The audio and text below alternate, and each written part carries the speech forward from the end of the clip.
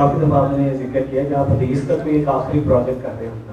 ایک سوال اس کے اوپر یہ ہے کہ وہ پروجیکٹ کیسے ڈفرینٹ ہوگا باقی کتابوں سے جو کہ کنٹروورشل ٹو سم ایکسٹینٹ.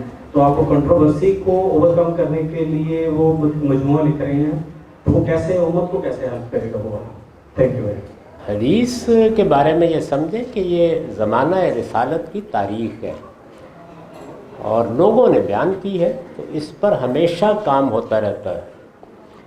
کوئی ایک دن بھی ایسا نہیں آیا جس میں اس پر کام نہ ہو رہا ہو. ابھی میں حدیث کیا ہے کہ موضوع پر اعتراضات سیریز میں گفتگو کر رہا ہوں. غالباً 10 قسطیں اس کی نشر ہو گئی ہیں.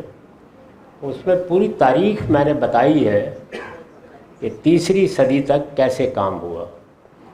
بند نہیں ہو گیا, اس کے بعد بھی ہو رہا ہے. مختلف اہل علم کر رہے ہیں. ابھی ہمارے قریب کے زمانے میں ناصر الدین البانی صاحب نے سارے ذخیرہ حدیث پر کام کیا ہے کم و بیش. شعیب ارناؤوط صاحب نے کام کیا ہے.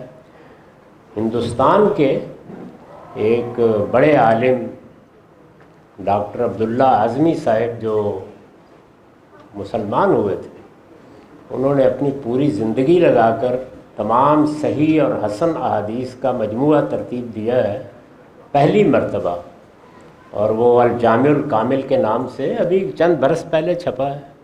تو یہ کام ہمیشہ ہوتے رہتے ہیں. ایسا ہی ایک کام ہم بھی کر رہے ہیں.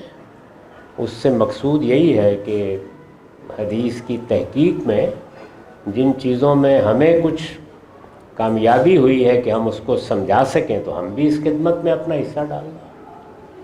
اس طرح کے علوم میں کبھی کام بند نہیں ہوتا, ہمیشہ ہوتا رہتا ہے.